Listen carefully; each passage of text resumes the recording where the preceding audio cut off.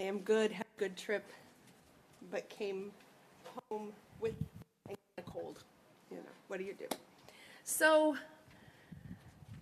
it was just one day into my journey in Scotland that one of the leaders of the youth group lost her wallet. We had been at St. Aidan's Church in Bamberg, where we visited the church and then did a little orientation, and there in the darkness of the pews, she had left it. And she felt anxious and desperate, as one would, being in a foreign country without their identification or their money or anything. And so we called the church, but all we got is a message, because by then it was 6 o'clock on a Sunday. And we left a message, and then somebody from the organization I work with called and left a message. And the next day we had to trek out to the Holy Island, and so she had to come along without her belongings. And she was anxious, and she got more anxious. And then on Tuesday morning, we took a trek across from the mainland over to the Holy Island, a pilgrim's walk of 3 miles through the muck and the bog and the water, like St. Aidan did. And when we landed on Holy Island, her phone beeped, and she got a message from the church, from the vicar, saying, "We have your wallet." Yay! But how to get it? Because there we are on the Holy Island, and guess what? The tide is coming in, and you can't get back across.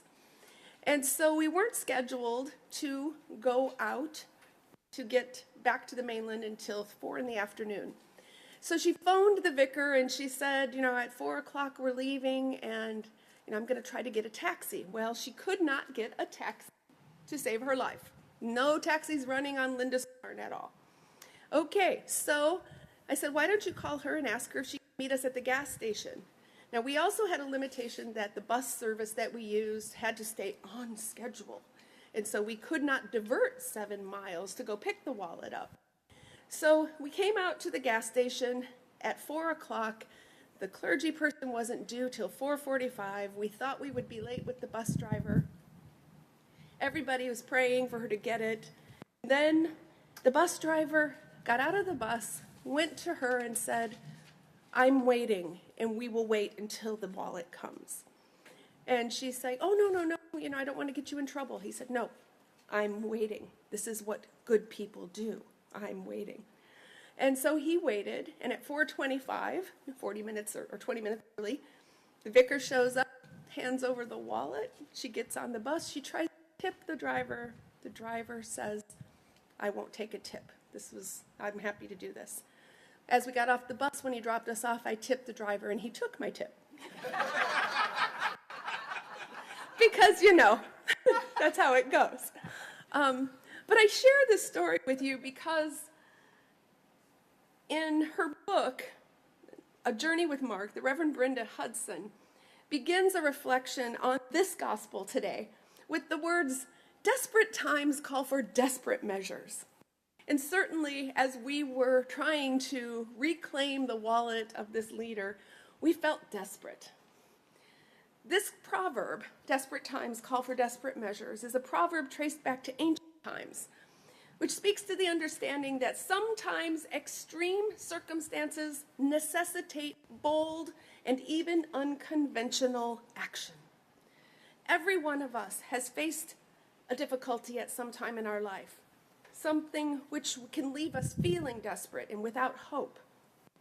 Financial hardship, relationship problems, health crises, personal loss, or significant life changes all can throw a curveball at us. And in times like these, we may feel compelled to do things that we wouldn't normally do, that we wouldn't even contemplate, things that confront our expectations and the expectations of others. Today's gospel is a tale of desperation, of miracles,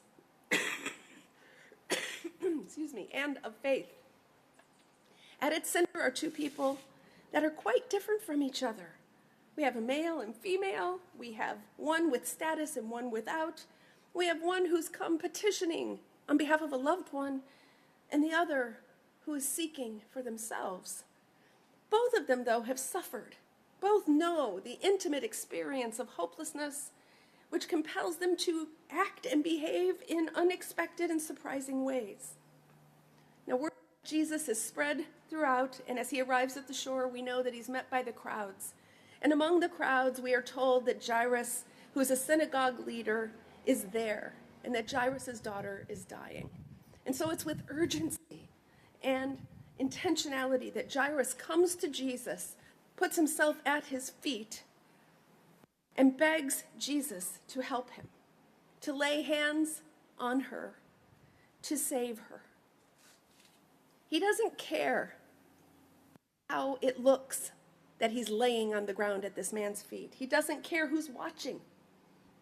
All he cares about is his child being saved, and he's desperate, and Jesus is his last hope. They set out to go, but then Jesus stops, right?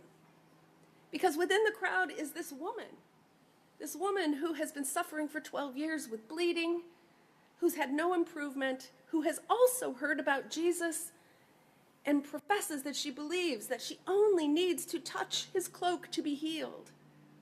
So with desperation and determination, bold determination, she sets out through the crowd to make her way to him, extending out her arm, her hand, a finger, to brush the hem of his cloak. Mark tells us two things happen simultaneously. Her bleeding stops and she feels cured, and Jesus feels power pour out from him. But he wants to know to whom, and his disciples even mock him. They ridicule him for asking. But in her truth, she comes forward and tells everything. And here's what I want to point your attention to in this story. It's at this moment that we see who Jesus is. We see Jesus who speaks with tenderness, care. Jesus who addresses the woman as daughter, a relationship, affirms that her faith in him has healed her. Jesus who bestows upon her a blessing of peace, and then proclaims aloud where everybody can hear it that she is the recipient of this healing and is free from affliction. And doing this publicly, not privately, but with compassion and kindness publicly, he makes it known that she is restored to community. She is made whole. It's also a teaching moment for anyone who reads this lesson or who is watching and listening, including the synagogue leader. Now, I don't know about you, but I think Jairus is probably not too happy at the moment. You know, he's probably even irritated just a bit, because here's Jesus who is supposed to go with him to heal his daughter, to keep her from dying, and he stops and he's helping this unnamed woman when he should be helping his own daughter. So when the news comes that the daughter has died, Jesus is no less gracious with Jairus than he is with the woman. He looks at him and says tenderly, "Don't fear, only believe." It's as if Jesus is saying, "Hold on, I got you." And I think that is what we want to hear from Jesus in our moments of despair and desperation and hardship. Hold on, I got you. Keep believing. So we know the outcome, that Jesus takes the girl's hand, that she stands, and that they are amazed. Definitely desperate times for these two people required desperate measures. But what about us? What are we supposed to do in our times of desperation? In those moments when we sense that there is not a thing more that we can do for ourselves, that we can't fix it, we can't cure it, we can't do anything. The simple answer might be, have faith. But I don't know about you. If somebody in the middle of my trauma tells me, have faith, I'm not feeling too happy about that. And yet, Jesus assures us that it is faith in him that is what heals. It is faith in him that saves. It is faith in him that restores us again and again. He tells the woman that faith has made her well. But how do those words land for you? I certainly am inspired by her faith, and I'm glad she was cured, but I often find myself then asking, I have enough faith? Perhaps if I only had more faith, then God might answer my prayers. God might heal my sister's body. God might raise those I love up out of their suffering and into new fruitful beginnings. We practice our faith, and we strive, all of us, to draw closer to Jesus. But sometimes the heaviness of our lives and of the world can cause us to doubt that faith is enough. But how much is enough? What is enough? Ponder this. What if what mattered to Jesus and what matters to Jesus still is not how much faith we have, but that our longing and our needs to be healed and to saved by him cause us to seek him out, to find him at all costs, to take whatever desperate measures we need to take to connect with our God? What if that is at the heart of this gospel today? There is a unique place of pilgrimage in the Holy Land called Magala. It's located on the shores of the Galilean Sea, and it's known for being crossroads of the Jewish and Christian history, as well as the hometown of Mary Magdalene. And there, in the chapel, is a mural. And I think you're going to see it well here, but I'm going to try to hold it up, and I can show you these after the service. There is a mural there that sits behind the altar, and it's entitled Encounter. I don't know if you can see it. Okay, so you can take a look after. Huh? Well, yeah, you can. I didn't think about that. Yes, go ahead and pass that story going. You guys can take a look and pass it. So you're going to see this mural coming around, the picture of it. So take it and look at it and pass it to your neighbor. So this mural is it's entitled Encounter, and it depicts the moment when that woman in our gospel just desperately pushes through the feet of the crowd in her effort to connect with Jesus. All one sees inside of this mural are feet, it's like ankle down, and one hand reaching out with a finger. She's not even trying to grab his cloak. She's just stretching out that one finger, finally, to make contact. Maybe this is what faith looks like. One finger making its way through all the feet, leading us to the healing cloak of Jesus. Because behold, there he is.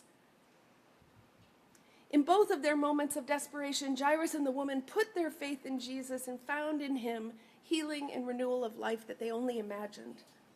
You and I are not able to physically touch Jesus or his cloak, but we can reach out and connect with him through prayer, in scripture, and in our encounters with one another.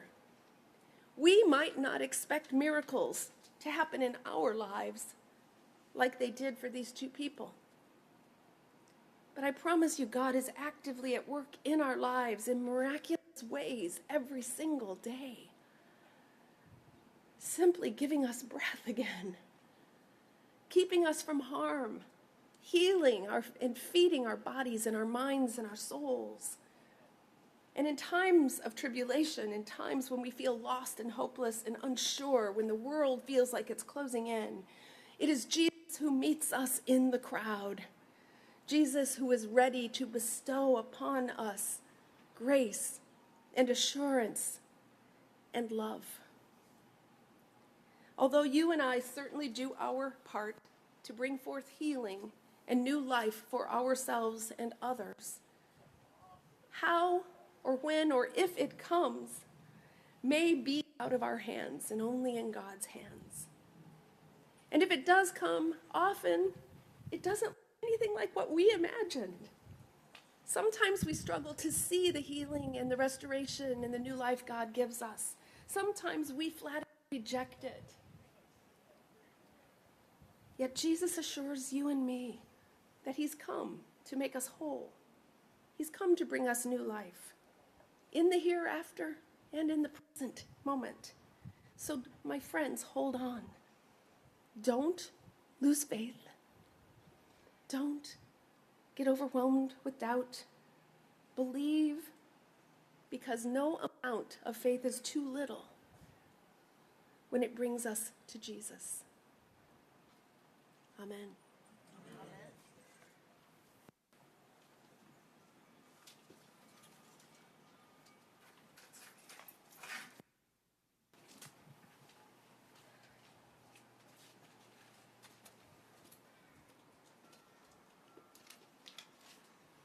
Let's join our voices and stand as we profess our faith through the creed.